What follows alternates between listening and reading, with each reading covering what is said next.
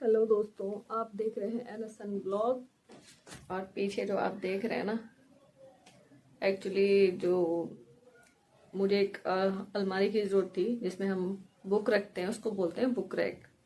तो मेरा बजट इतना था नहीं कि मैं बुक रैक ले पाऊँ, और ये भी किसी और ने दिलाई है मेरे को क्योंकि इन दिनों हालात थोड़े से अच्छे नहीं हैं, इसलिए। तो इसके अंदर स्मेल आ रही थी। ये लोहे की अलमारी है पूरी, और इसके अंदर पेंट वगैरह किया था ना, तो पेंट की स्मेल आ रही थी इसके अंदर से। तो मैंने सोचा थोड़ा पेपर बिछा दूँ, और ओडोनिल मैंने रख दिया है ताकि इसमें से जब मैं खोलूँ तो खुशबू आए, स्मेल ना आए। पेंट की स्मेल किसी को भी पसंद नहीं आती मोस्टली। अब इसमें ये मैंने सोचा कि थोड़े पेपर बिछा दूँ, कटिंग नहीं किए हैं, ऐसे ही रख रही हूँ, ठीक है ना। और इसमें अब अपनी किताबें रखने की तैयारी कर रही हूँ, क्योंकि बुक्स मेरे पास हो गई हैं बहुत सारी, और कभी मेरे सोफे पे पड़ी रहती हैं, कभी बेड पे हैं, कभी कहीं। तो बहुत सारी बुक्स हैं जो कि अलग अलग जगह रखी रहती हैं, और उनको ढूंढने में फिर दिक्कत होती है कि आपको कौन सी बुक पढ़नी है। तो बार बार से यहाँ से निकालो, वहाँ से निकालो, है ना। तो बुक्स बहुत संभाल के रखनी चाहिए, क्योंकि बुक से हमें बहुत सारी चीज़ें जो है सीखने को मिलती हैं। वैसे मैं अभी लॉ की पढ़ाई की है मैंने, तो उससे रिलेट करते हुए बहुत सारी बुक्स हैं। मुझे फ्यूचर में तो और बहुत सारी बुक शायद खरीदनी पड़ेंगी अगर मैं एडवोकेसी करूँगी तो ऐसे अभी कुछ अच्छा रिजल्ट आ नहीं रहा है, इसलिए दिल भी खुश नहीं है एडवोकेसी को लेकर के। जितना मैंने सोचा था उतना तो नहीं है, लेकिन ठीक है, संघर्ष का नाम जिंदगी है। सब कर रहे हैं, हम भी करेंगे, क्या फर्क पड़ता है नहीं। लड़ेंगे और जीतेंगे। तो मैं आपको दिखाती हूँ कि मेरे पास कौन कौन सी बहुत सारी बुक्स हैं, और वो सारी बुक्स मैं सजाने वाली हूँ आपके सामने, ठीक है। ये मैं अपनी कुछ बुक्स लेकर के आई हूँ, और ये रखूँगी भी। बहुत सारी बुक्स हैं मेरे पास में, ठीक है। और ये है साइबर लॉ की, ये इंडियन कॉन्ट्रैक्ट एक्ट 1872 की है ये। और ये है right to fair composition and transparency in land, ठीक है। और ये है 2013 की। ये जो भूमि होती है, जो जगह होती है, उसके बारे में इसमें जानकारी दी है। भूमि अर्जन, पुनर्वास और पुनर्स्थापन, उचित प्रतिकार, एक्सेट्रा, ठीक है ना ये। और इसमें 1894 1894 का भी लॉ इंक्लूड है। और ये एक है मेरे पास specific relief act, sorry Rizwan फिजल आती है, प्रॉपर वर्ड नहीं बोल पाती मैं। तो इसमें यह है कि ये है 1963 की अधिनियम 1963।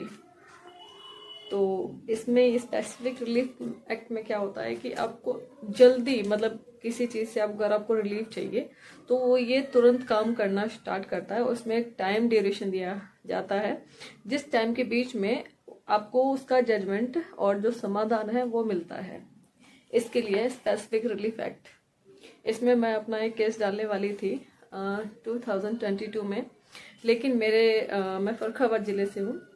मेरे पूरे फर्रुखाबाद ज़िले में किसी भी वकील को स्पेसिफिक रिलीफ एक्ट के तहत केस डालना नहीं आया, जिसमें क्या होता है कि अगर कोई आपकी भूमि पर SC/ST का कोई भी व्यक्ति हो, या फिर नॉर्मल किसी भी अदर कास्ट का कोई व्यक्ति हो, या किसी भी जाति धर्म का कोई व्यक्ति हो, तो वो अपनी, जैसे उसकी भूमि है कोई, उस पर कोई जबरदस्ती जबरन कब्जा करता है, या फिर मान लो उसका घर है, घर पर कोई कब्जा करता है या जबरदस्ती ताला तोड़ के घुसता है, तो उसमें एक प्रावधान दिया गया है कि 6 महीने के अंदर अंदर आप जब केस डालेंगे, 6 महीने के अंदर, मतलब कि आज आपकी जमीन पर कब्जा हुआ है, इसके 6 महीने तक आप इसमें केस डाल सकते हैं। 6 महीने से ऊपर का टाइम नहीं होना चाहिए, और उस पर तत्काल सुनवाई होती है, जल्दी सुनवाई होती है। इसके लिए स्पेसिफिक रिलीफ एक्ट बनाया गया है ये, ताकि आपको जल्दी रिलीफ दिया जा सके उसके लिए। और ये ट्रांसफर ऑफ प्रॉपर्टी एक्ट 1882, संपत्ति अंतरण अधिनियम। ये इतनी बुक्स ये मैं लगाने के लिए जा रही हूँ अलमारी में।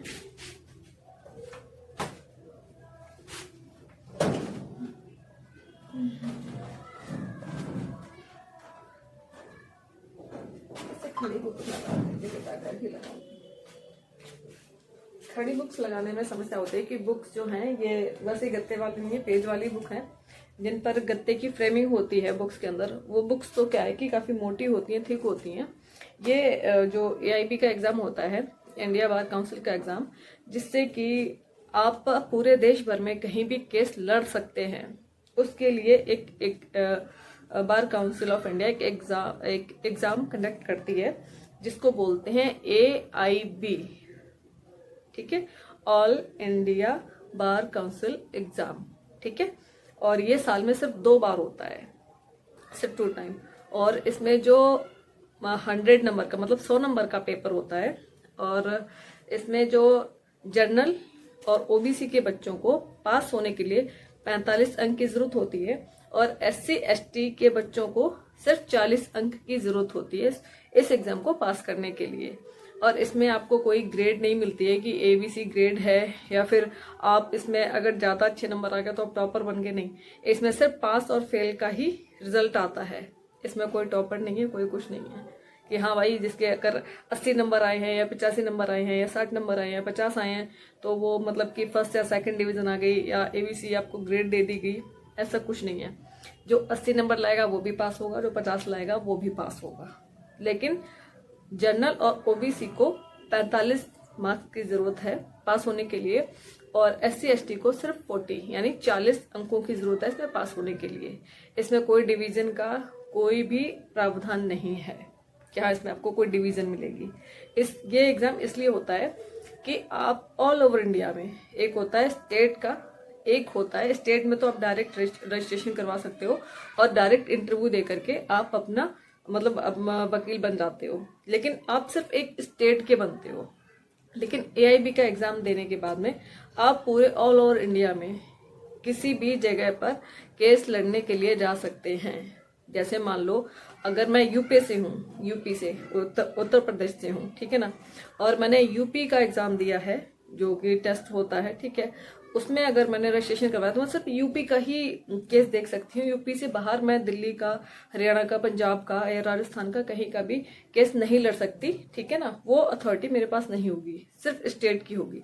लेकिन AIB का जब आप एग्जाम देते हैं, AIB का मतलब होता है कि आप ऑल ओवर इंडिया में किसी भी स्टेट में, दिल्ली, पंजाब, हरियाणा, कलकत्ता, बंगाल, सब जगह, मतलब जितने भी, मतलब आपके देश के अंदर जितने भी स्टेट आते हैं, किसी भी स्टेट में जाकर के आप ये केस लड़ सकते हैं, किसी का भी केस ले सकते हैं अगर आपको कन्वीनियंट लगता है तो, और आपको लगता है कि हाँ आप ये केस लड़ करके जीत जाएंगे, इसलिए AIB का एग्जाम होता है। तो कैसी लगी जानकारी, साथ में ये भी बता देना। काफी दिनों से मैंने जानकारी वाली वीडियो बना नहीं पाए थे इसलिए। और ये है एक एडवोकेट एक्ट, ठीक है ना। इस एडवोकेट एक्ट के अंदर में एडवोकेट्स के लिए क्या क्या सीमाएं हैं वो निर्धारित की गई हैं कि वो उनके पास क्या क्या पावर्स हैं, क्या क्या सीमाएं हैं। और अगर कोई एडवोकेट, मैं आपको एडवोकेट्स के बारे में बताना चाहती हूँ इस ब्लॉग के अंदर, कि मान लो कि कोई एडवोकेट है और उसने आपसे पैसा लिया है, आपसे फीस ली है आपके केस के लिए, लेकिन वो आपका केस नहीं लड़ रहा है, ठीक है ना, तो भाई साहब वो फीस उसको रिटर्न करनी पड़ेगी। अगर आप उस वकील की शिकायत, उस एडवोकेट की शिकायत बार काउंसिल में करते हैं, जो भी उस एरिया की, मतलब जो भी उस कोर्ट की बार काउंसिल के तहत में वो आता है जहां से उसने रजिस्ट्रेशन करवाया है, तो उसको वो पैसा वापस देना पड़ेगा, ठीक है। लेकिन अगर मान लो केस लड़ते लड़ते आपका वकील हार गया तो आपको पैसा नहीं मिलेगा कि आपका उसने केस लड़ा है। ये 2 कारणों में हो सकता है, या तो आपके वकील ने आपका केस लिया है और पैसा ले लिया है, फीस ले ली है, लेकिन वो केस पर ध्यान नहीं दे रहा है, वो केस नहीं लड़ रहा है, वो केस को बहुत लंबा खींच रहा है, तो आप उस पर एक्शन ले सकते हैं। दूसरा ये कि जब कोई वकील पूरी फीस ले लेता है और दूसरी जो अपोजिट पार्टी है उसके साथ में मतलब कि मिल करके आपको नुकसान पहुंचाना चाहता है, चाहे वो जान माल का नुकसान हो, चाहे वो पैसे को लेकर नुकसान हो, तो भी आप उस सिचुएशन में वकील के खिलाफ भी बार काउंसिल में शिकायत करके अपनी फीस, अपना पैसा वापस ले सकते हैं। ये जानकारी आपको कोई वकील नहीं बताएगा, मैं बता रही हूँ, ठीक है। लेकिन अगर वो केस लड़ करके हार जाता आपका वकील, तो आप फीस वापसी चाहते हैं, तो भाई साहब उस सिचुएशन में फीस वापस नहीं होगी, ठीक है। उसके लिए ये एडवोकेट एक्ट आपको पढ़ना पड़ेगा। और ये है इंडियन एविडेंस एक्ट 1872, भारतीय साक्ष्य अधिनियम, जो एविडेंस के लिए होता है। मतलब कि मैंने आपको अपने पिछले वीडियोस में भी ये चीज बताई है कि भाई साक्ष्य, देखिए जब भी कोई क्राइम कमिट होता है, आपके साथ कोई घटना होती है, तो आप थाने के अंदर जाते हो रिपोर्ट दर्ज करवाने के लिए, FIR दर्ज करवाने के लिए। तो क्या होता है कि वहां पर आपसे मांगते हैं कि भाई आपके पास सबूत क्या है, साक्ष्य क्या है, एविडेंस क्या है। मतलब मैं हिंदी में इंग्लिश में दोनों चीज में आपको बता रही हूँ, बट मेरी इंग्लिश इतनी मतलब अच्छी नहीं है कि मैं टोटल इंग्लिश में आपको बता पाऊँ। लेकिन ज्यादातर हमारी जो देश की जनसंख्या है वो हिंदी ज्यादा समझती है, ठीक है, तो उसके हिसाब से तो आपको एविडेंस जो मांगते हैं ना पुलिस वाले कि भाई एविडेंस ला के दो, ये उस पर आधारित है पूरा एविडेंस एक्ट, ठीक है। और मैंने पहले भी अपनी वीडियो में बनाया है कि किसी भी सिचुएशन में आपके घर में कोई घुसता है, आपके साथ बदतमीजी करता है, आपको बदतमीजी नहीं करनी है, आपको गुंडागर्दी नहीं दिखानी है, आपको एविडेंस क्रिएट करना है। सबके पास फोन है आज की डेट में, आराम से आप वीडियो बना सकते हैं, ठीक है। लेकिन उस वीडियो के अंदर आपकी गलती नहीं होना चाहिए कि नहीं भैया वीडियो भी बना रहे हो, खुद इस पे हावी हो गया और मारने लगे, पीटने लगे या गाली गलौज करने लगे। नहीं, आप बिल्कुल कूल रहिए और सामने वाले को गलती करने का मौका दीजिए, क्योंकि ये आपका प्राइमरी एविडेंस बन जाता है कि भाई साहब हमने गलती नहीं की थी, सामने वाले ने आकर के मेरे घर में गाली गलौज की, घर में घुसने जबरन घुसने की कोशिश की, या छेड़छाड़ करने की कोशिश की, या बलात्कार करने की कोशिश की। कुछ भी जो भी घटना हो उस सिचुएशन में आपने सबूत पर ध्यान देना है, तो ही आपकी FIR दर्ज होगी, तो ही मुकदमे के अंदर थोड़ी जान आएगी, जो कोई वकील लड़ करके केस आपका जीत सकता है। लेकिन जब आपके पास साक्ष्य नहीं होंगे तो भाई आपको कोई नहीं जिता सकता, बहुत मुश्किल होता है ये।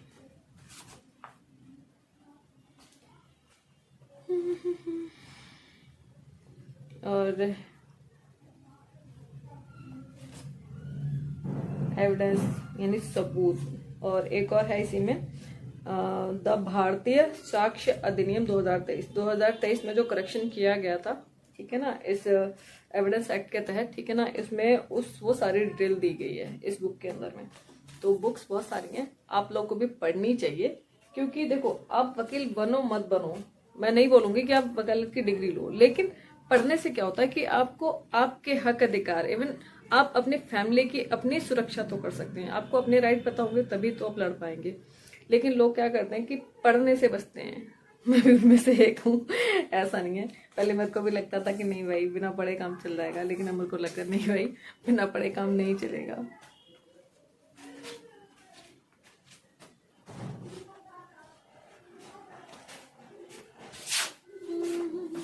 बहुत सारी बुक्स हैं, ये तो भी बहुत थोड़ी सी है जो मैं आपको दिखा रही हूँ। और ये है आर्बिट्रेशन ऑफ, क्या है, कंसलेशन एक्ट 1996, मध्यस्थम और सुलह अधिनियम, मतलब जो मध्यस्थता करते हैं, ठीक है ना, ये उनके लिए है जो बीच में मीडिएटर वाला काम करते हैं ना, वो वाला। तो इसमें क्या होता है आर्बिट्रेशन में, मान लो कि कंपनीज के लिए भी होता है, वैसे भी होता है, मतलब कोई भी दो पक्षों के बीच में सुलह समझौता करवाता है ना, उनके नफा नुकसान की भरपाई करवाता है ना, उनके बीच में जो फॉल्ट हुआ है उसको उसकी पैचिंग करवाता है, इस तरह से, ठीक है ना। तो ये है आर्बिट्रेशन वाला, अभी मैंने पढ़ा नहीं है इसलिए मुझे ज्यादा जानकारी नहीं है, लेकिन ये मीडिएटर का काम करता है बीच में, ठीक है ना। कि मान लो कि जैसे एग्जांपल दे देती हूँ मैं आपको, जैसे कि शादी है किसी की, है ना, तो बिचौलिया होता है ना, वो इधर की भी बात सुनता है, उधर पहुंचाता है, उधर की बात सुन के उधर पहुंचाता है, फिर वो खुद भी आकलन करता है ना, कि भाई ये लड़का इसके लिए ठीक है, लड़की के ठीक है, इनके गुण मिल रहे हैं, क्या चीजें हो रही है ना, वो चीज, वो काम ये आर्बिट्रेशन वाला सिस्टम ये भी यही करता है, ठीक है। और ये है फैमिली लॉ। फैमिली लॉ में हमारा आता है हिंदू लॉ और मुस्लिम लॉ, दो मेन आते हैं इसमें, ठीक है, फैमिली लॉ के अंदर। इसमें क्या है, इसमें जो मैरिज होती है, कितने प्रकार की शादियां होती हैं, कैसे कैसे शादियों का जो सिस्टम है वो दिया गया है, इनका डाइवोर्स, है ना, और विवाह इनके अलग अलग तरह के, मतलब अलग अलग इनके धर्म के अंदर भी अलग अलग वो बने हुए हैं रूल, कि भाई सिया सुन्नी का क्या सिस्टम है ना, और विधवा विवाह हो गया, और तलाक हो गया, ये बहुत सारी चीजें हैं। तो ये इसके अंदर डिफाइन किया गया है फैमिली लॉ के अंदर, फैमिली में मतलब एक परिवार का एक दे दिया है, बट इसमें दो मेन है, एक हिंदू लॉ एक मुस्लिम लॉ, है ना, शादी से रिलेट करती हुई सारी चीज़ें ये। और ये है मेरे पास में लेबर एंड इंडस्ट्रियल लॉज, ठीक है ना। लेबर मतलब कि लेबर, किसी कंपनी में आप काम कर रहे हो, है ना, उसके आपके राइट्स क्या है, अधिकार क्या है, ठीक है ना। जो इंडस्ट्रियल एरियाज जो होते हैं, जो बड़ी बड़ी कंपनियां होती हैं, ठीक है ना, उनके तो आपका क्या वेतन होना चाहिए, कैसी छुट्टियां होनी चाहिए उसमें, और क्या क्या चीज़ें और होनी चाहिए, और किस सिचुएशन में आप फाइट कर सकते हो कंपनी से अपने राइट्स के लिए, अपने अधिकारों के लिए, वो सारी चीज़ें इसमें दी गई हैं, जिसको हम हिंदी में बोलते हैं श्रम और औद्योगिक विधियां, ठीक है, कि कौन सी कंपनी कैसे लगानी है, कैसे इसको, कितने सदस्य होने चाहिए, और कौन से सदस्य किसको अथॉरिटी देते हैं भाई काम करने की, है ना, वो सारी चीज़ें इसमें डिफाइन की गई हैं। और ये है हमारा एनवायरमेंटल लॉ, मतलब कि पर्यावरण विधि, ठीक है ना। आप अगर, ऐसा नहीं है कि आप लॉयर हैं तो आपको पर्यावरण के बारे में कोई जानकारी नहीं है। देखो पर्यावरण में बहुत सारी चीज़ें आती हैं, व्हीकल वगैरह आते हैं, आपका पॉल्यूशन आता है, ध्वनि प्रदूषण भी बोलते हैं, है ना, और आपका ये जो धुएं वाला है ये भी प्रदूषण होता है, तो बहुत सारी चीज़ें हैं। एनवायरनमेंट पढ़ना भी ज़रूरी है। इसमें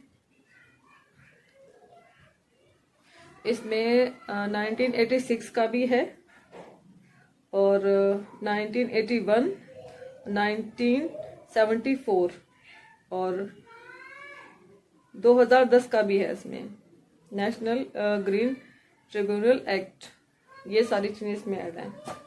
तो और ये है हमारे पास में लिमिटेशन एक्ट 1963, ठीक है, परिसीमा अधिनियम। परिसीमा मान लो, इसमें मैंने पढ़ा नहीं है, बट मैं आपको बता देती हूँ, मेरे को ज़्यादा ये इंटरेस्टिंग नहीं लगा था।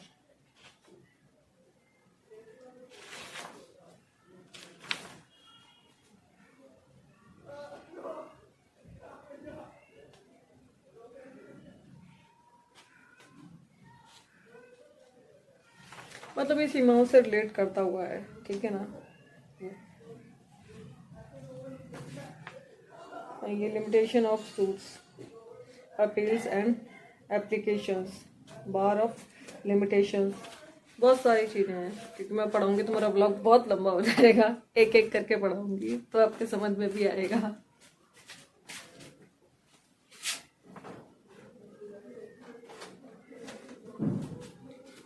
क्योंकि जल्दबाजी में कभी भी कोई काम नहीं करना चाहिए। मैं जल्दबाजी में आपको पढ़ाऊंगी, आपको समझ में कुछ आएगा, लेकिन एक एक चीज़ को थोड़ा थोड़ा सा डिफाइन करूंगी ना, तो आपकी समझ में आ जाएगा। क्योंकि अभी तो मुझे खुद भी बहुत समझने की ज़रूरत है, इसलिए। नेक्स्ट मेरे पास है कंज्यूमर प्रोटेक्शन एक्ट 2019, यानी 2019 की बुक, ठीक है ना। उपभोक्ता संरक्षण अधिनियम, आप कोई प्रोडक्ट, कोई भी सामान लेते हैं, है ना, तो उसमें अगर कोई फॉल्ट है, कोई खराबी है या कोई प्रॉब्लम है, तो आप कंज्यूमर कोर्ट में जा सकते हैं और उस प्रोडक्ट का रिफंड भी ले सकते हैं, उनके खिलाफ एक्शन भी ले सकते हैं। उसका प्रावधान कंज्यूमर प्रोटेक्शन एक्ट में दिया गया है। और ये हमारी है कॉन्स्टिट्यूशन ऑफ इंडिया, भारत का संविधान, जो कि सबको पढ़ना चाहिए, ज़रूर पढ़ना चाहिए, बट मैंने अभी तक नहीं पढ़ा है पूरा, कुछ ही हिस्से मैंने इसके पढ़ पाए हैं।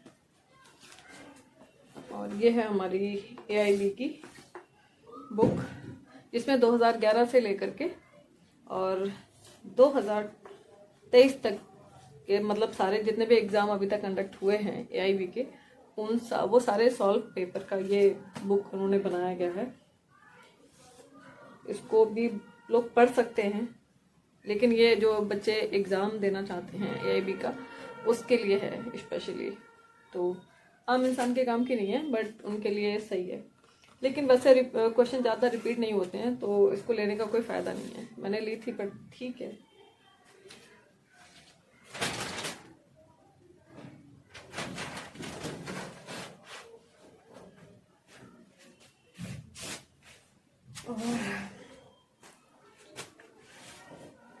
ये है हमारी इंडियन पेनल कोड 1860, भारतीय दंड संहिता, ठीक है, जो कि ओल्ड वाली है, भारतीय दंड संहिता। और ये भी हमारी भारतीय दंड संहिता बुक जो ओल्ड वाली है वो है मेरे पास में, बसंती लाल बावेल जी की, जो मुझे किसी ने बोली थी, रेफरेंस की थी कि आप ये बुक खरीदिए और ये बुक पढ़िए। बट ठीक है, ये बुक भी अच्छी है, पढ़नी चाहिए।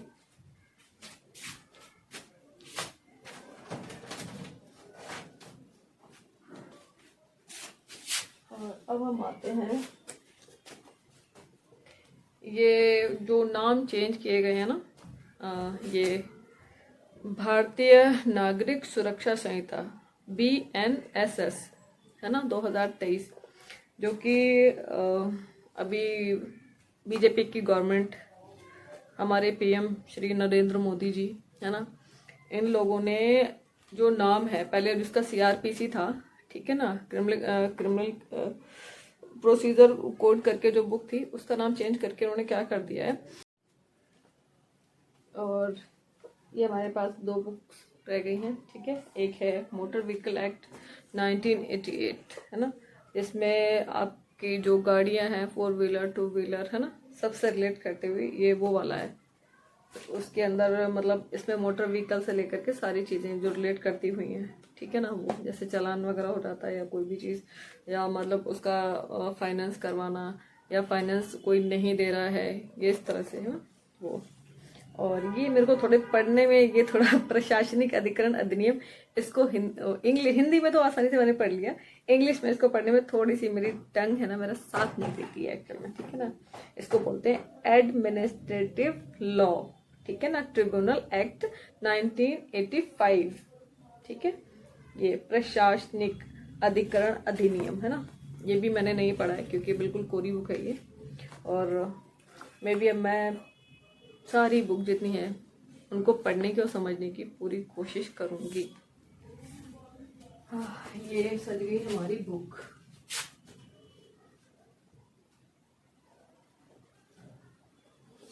तो हेडलाइट को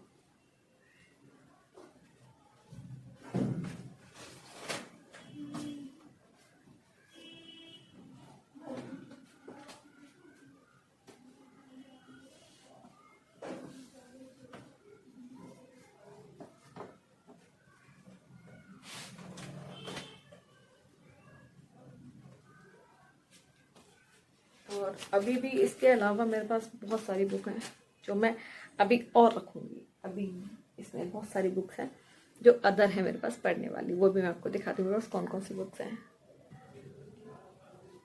और ये है मेरे पास इतनी मोटी सी क्रिमिनल मेजर एक्ट, अपराध कानून संहिता, ठीक है ना। ये मैंने अभी ज़्यादा नहीं पढ़ पाई है, कोशिश करूंगी इसे पढ़ने की। वैसे जो नया वाला कानून आ गया ना, वो पढ़ना पड़ेगा, पुराना वाला इतना नहीं है। यही तो मेरे साथ में बड़ा वो हुआ है, इस बार AIB का एग्ज़ाम था और मैंने एग्ज़ाम भी दिया, ठीक है।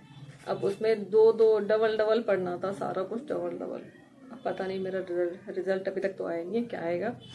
मुझे लग रहा है कि शायद में भी हो सकता है कि पॉजिटिव ना आए, क्योंकि अब पहले लॉ हमारा बहुत छोटा नहीं है, बहुत बड़ा है ना, और उसको बहुत कम टाइम में कवर करना, क्योंकि मेरा जो रिजल्ट आया था वो करीब नवंबर में आया था, नवंबर फर्स्ट वीक में, और एग्ज़ाम जो था वो था 22 दिसंबर को। मतलब लगभग मेरे पास पढ़ने के लिए, घर में शादी भी थी और भी कई एक चीज़ें थी, तो मुझे पढ़ने के लिए सिर्फ ओनली 15 डेज से भी कम मिले थे, ठीक है ना। तो उसमें मैंने मैक्सिमम जितना कवर कर पाया उतना किया, और मुझे लगता है कि शायद 1-2 नंबर से मैं रह जाऊं, ना पास कर पाऊँ, क्योंकि दोनों ही कानून को पढ़ना था, पुराना और नया। और पुराने नहीं की ये आप देख रहे होंगे, ये इतनी किताबें इतनी कम लग रही हैं, ठीक है ना। जब इनको पढ़ के समझेंगे ना, एक किताब को 4 पेज पढ़ेंगे ना, तो आपने पहले क्या पढ़ा था वो सारा भूल जाएंगे, क्योंकि पढ़ाई अलग है और जो हम प्रैक्टिस कर रहे हैं ना लॉ के अंदर, वो चीज़ बिल्कुल अलग है। दोनों चीज़ें एकदम अपोजिट हैं, ठीक है ना। और लगातार मतलब आप एक मतलब किसी भी हिंदी की जैसे बुक उठा लो, ठीक है, हिंदी का पूरा पढ़ लो, अब आपको लगेगा आपने पूरा पढ़ लिया, पूरा याद है। लेकिन जैसे आप दूसरा सब्जेक्ट उठाएंगे ना, तो आप पिछला वाला भूल जाएंगे, कुछ ही चीजें सिर्फ आपको याद रहेंगी। जबकि इसमें क्या है कि इतना घुमा फिरा के जो होते हैं ना, क्या बोलते हैं, माइंड वाले क्वेश्चन, इस बार के अभी एग्जाम में माइंड वाले क्वेश्चन, कि आपको एक सिचुएशन दे दी गई है, अब उस सिचुएशन में आप बताइए कि क्या सही होगा और क्या गलत होगा, ठीक है ना, इस तरह से दिमाग को घुमाने वाले। और एक एक पेज का एक क्वेश्चन था, मेरे पास क्वेश्चन पेपर भी पड़ा है। तो भाई जब आप ऑब्जेक्टिव पेपर करा रहे हो, ऑब्जेक्टिव का मतलब होता है कि भाई 4-5 लाइन का ज्यादा से ज्यादा, लेकिन वहां पर ए ने बी को मारा, सी वहां पर खड़ा था, तो डी उस पर क्या एक्शन लेगा। मतलब कि एक क्वेश्चन को इतना घुमा दिया गया है, ठीक है ना, कि आप उसको एक बार में सही में उत्तर दे ही नहीं सकते। और उस एक क्वेश्चन को पढ़ने में इतना लंबा लंबा उन्होंने क्वेश्चन दिया था कि उसको पढ़ने में मतलब बच्चा की समझ लो कम से कम नहीं तो 4-5 मिनट उसको बार बार रिपीट करके पढ़ने में, उसको समझने में, सिचुएशन को समझने में लग जाते हैं। लोगों को लगता है कि भाई हलवा है, भाई हलवा नहीं है कोई भी चीज, ठीक है।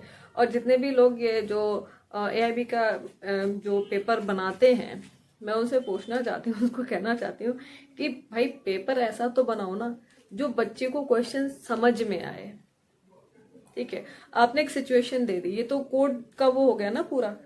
अब जो बच्चा सिर्फ एग्जाम देकर सिर्फ पढ़ करके आया है, वो उस सिचुएशन में खुद को कैसे ढालेगा। ये चीज भी इन लोगों को, टीचर्स को समझनी चाहिए। लेकिन दोष किनको मिलता है, बच्चों को, कि बच्चा भाई पढ़ के नहीं आया। अरे भाई बच्चा तो अपना पूरा बेस्ट दे रहा है, कोशिश कर रहा है, ठीक है। लेकिन अब बच्चा स्टार्टिंग के 50 क्वेश्चन में फंस जाएगा तो क्या करेगा। टाइम लिमिट सिर्फ 3 घंटे की है। 3 घंटे में इन्होंने ओपन बुक एग्जाम रखा हुआ है। ओपन बुक एग्जाम का मतलब यह है कि आप किताबें ले जा सकते हो, किताबों में ढूंढ के तब सही आंसर। मैं कहती हूँ 3 घंटे में 24 किताबें हैं आपके पास में, और 24 किताबों में कितने आंसर ढूंढ के आप कर सकते हो, मुझे बताओ। आप कितने पढ़े लिखे हो, कौन सा IPC का है, IPC का है, कौन सा CRPC का है, कौन सा BNSS का है, कैसे धाराओं के अंदर से कैसे पता लगाओगे आप कि इसका ये क्वेश्चन है। तो मेरा तो दिमाग पूरा सन्न हो गया था। अभी दोबारा से मैं सोच रही हूँ कि पेपर दूं, ठीक है। और कई जगहों पर मुझे सुनने में आया है कि भाई नकल भी चली है और खूब नकल चली है। अब पता नहीं भाई कैसे नकल चली है, मेरे समझ में नहीं आया। जबकि AIB का एग्जाम मतलब इंडिया का बहुत टफ एग्जाम माना जाता है, जिसमें कि भाई गर्दन ऐसे मूव नहीं कर सकते, कैमरे लगे होते हैं। लेकिन फिर भी बच्चों ने मतलब कि वहां फोन ले जाना अलाउ नहीं, बच्चे फोन लेकर तक के गए हैं। पता नहीं कैसे एग्जाम दिया है लोगों ने। हम तो भैया पढ़ कर गए थे, और मेरा तो ये मानना है कि पढ़कर ही जाना चाहिए। किताबें ले जाना बेकार है, क्योंकि आपका बहुत सारा टाइम सिर्फ क्वेश्चन ढूंढने में निकल जाता है। वो बेवकूफ़ी है किताबें ले जाना। तो ले जाना है तो 1-2 लेके जाओ, 24 किताबें लेकर के जाना और भाई वहां पर ढूंढना बिल्कुल मतलब बुद्धिहीन वाला काम है सच में, मुझे जो लगा। क्योंकि इस बार देखते हैं कितने % बच्चे पास होते हैं। और UP के अंदर तो सुना है कि काफ़ी नकल चली है AIB के एग्जाम में। भाई सही है, ये फोन ले जा रहे हो, फटाफट से सर्च किया, क्वेश्चन सीधा आंसर आ गया, फटाफट से सर्च किया, आंसर आ गया, फिर बचा ही क्या है।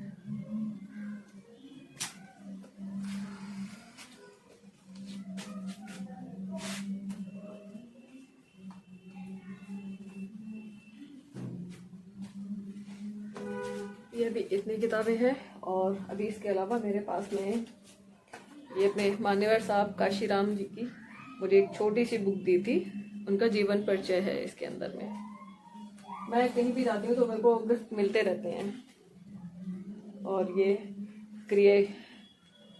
क्रिएशन प्लान ऑफ गॉड, ये इस्लामिक बुक है मतलब, ठीक है। ये मैं गई थी अभी प्रगति मैदान बुक फेयर में, तो वहां पर मुझे कॉम्प्लीमेंट्री के तौर पर उन्होंने ये बुक दी थी। तो बुक कैसे भी हो, चाहे गॉड की हो या फिर मान लो नेचर से रिलेटेड हो या लॉ की हो, किसी की भी बुक हो, मैं बुक के लिए कभी मना नहीं करती कि हाँ भाई गॉड की है तो मैं इनकार कर दूंगी। नहीं, पढ़ना चाहिए, सबको पढ़ना चाहिए। आप सच से रूबरू तभी होंगे जब आप किताबों को पढ़ेंगे, चाहे वो धर्म की हो, ईश्वर की हो या किसी इंसान की हो। उसके बारे में आप तभी जान पाएंगे जब आप उसको पढ़ेंगे। और है इन सर्च ऑफ ट्रूथ, ये वाली बुक, ये भी मुझे कॉम्प्लीमेंट्री में मिली थी क्योंकि मैंने उनका वीडियो बनाया था, इसलिए भैया को अच्छा लगा तो उन्होंने मुझे गिफ्ट में ये 2 बुक दी हैं। और ये बुक जो है ये मेरे सीनियर सर मेरे साथ में गए थे, उन्होंने ली थी, उन्होंने पढ़ी भी है और उन्होंने ये बुक मुझे गिफ्ट की है। इसका नाम है वुमेन इन इस्लाम, ठीक है ना।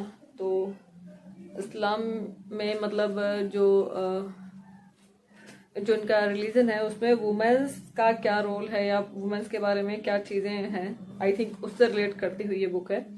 तो ये मुझे गिफ्ट में दी गई है। और एक बुक मेरा लेने का बड़ा मन था, हालांकि मेरी इंग्लिश इतनी परफेक्ट नहीं है, बट इसको मैं बार बार पढ़ूंगी। इसका मैंने काफी तारीफ सुनी है इस बुक की, शायद आपने भी सुनी होगी।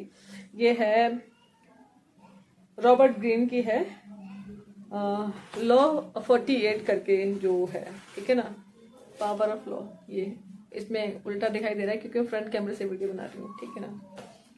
पावर ऑफ 48 लॉज, ठीक है ना, ये वो वाली बुक है। तो सब लोग कहते हैं कि भाई इस बुक को पढ़ने से जिंदगी बदल जाती है, तो इसलिए मैं भी खरीद के ले आई। देखते हैं हमारी जिंदगी बदलती है या नहीं बदलती है, आबाद होती है, बर्बाद होती है, ये तो बुक को पढ़ने के बाद ही पता चलेगा। और ये 2022 के अंदर मैंने अपना बर्थडे मनाया था आपका विकासपुरी में बौद्ध विहार है वहां पर, और मैंने ये करीब 12,000 की किताबें मैंने बांटी थी अपने बर्थडे वाले दिन। ये बाबा साहब का हिंदू कोड बिल है, और ये मेरे नाम की द चिट भी लगी हुई है जो मैं अपने बर्थडे पर बांटी थी। बहुत सारे लोगों को मैंने इनवाइट किया था, तो ये, और काफी अच्छी बुक है हिंदू कोड बिल, जो महिलाओं को अधिकार दिए ना बाबा साहेब ने, ठीक है। ये उनके बारे में पूरी बुक बताती है, जो महिलाएं बाबा साहब का नाम तक नहीं लेती हैं, ठीक है ना, उनसे घृणा करती है, नफरत करती है कि नहीं वो तो चमार थे, वो तो फलाने थे, है ना, मतलब जाति से रिलेट करती हुई देखती हैं। उनको ये बुक जरूर पढ़नी चाहिए, तब पता चलेगा कि आपको नौकरी से लेकर पर्स रखने का अधिकार, छुट्टी लेने का अधिकार, सारे जो अधिकार हैं वो बाबा साहब ने कितनी मेहनत मशक्कत के बाद में दिए हैं। बहुत मेहनत की है बाबा साहब ने उन अधिकारों को देने के लिए, तो ये बहुत सोचने वाली बात है। और इसके बाद में इस बुक की मैंने काफी चर्चा सुनी थी और मैंने कुछ ही पढ़ पाई है। ये है ओशो की बुक, संभोग से समाधि की ओर। ये लोग कहेंगे भाई ऐसी बुक भी पढ़ते हो, नहीं, मेरे हिसाब से सारी चीज पढ़नी चाहिए आपको, हर चीज का ज्ञान होना चाहिए, क्या पता कहाँ से आपको क्या चीज सीखने को मिल जाए, इसलिए। और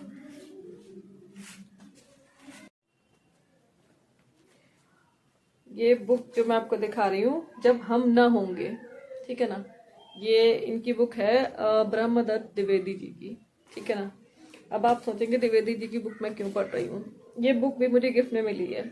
ये मेरे अंकल हैं शुक्ला जी, उन्होंने मुझे गिफ्ट किया फरुखाबाद में, जहाँ पर मैं रहती थी पहले। उन्होंने इनका जो बहुजन समाज पार्टी की जो आन बान शान है बहन कुमारी मायावती जी, है ना, उनकी जान को सुरक्षित करने वाले, उनकी जान को बचाने वाले श्री ब्रह्मदत्त द्विवेदी जी हैं, जिन्होंने जो गेस्ट हाउस कांड हुआ था उसमें इनकी अहम भूमिका थी। इन्होंने बहन जी को सेव किया था, सच है ये। और आप जाकर के गूगल पे सर्च करेंगे, पढ़ेंगे गेस्ट हाउस कांड, तो उनमें इनका नाम आएगा। इसलिए तो कहते हैं ना कि सारे लोग बुरे नहीं है, किसी भी जाति में, किसी भी धर्म में, है ना। लोग क्या करते हैं कि बहुत सारे ब्राह्मण्स हैं उनको गालियां देते हैं, भाई सारे ब्राह्मण्स गलत नहीं है, जो जातिवाद करते हैं सिर्फ वो गलत है, सारे लोग गलत नहीं है, ठीक है ना। और किसी को गालियां देना ये उचित नहीं है मेरे हिसाब से, इसलिए मैंने उनकी ये बुक एक्सेप्ट भी की और मैंने पढ़ी भी, काफी अच्छी अच्छी चीजें इसमें लिखी हैं।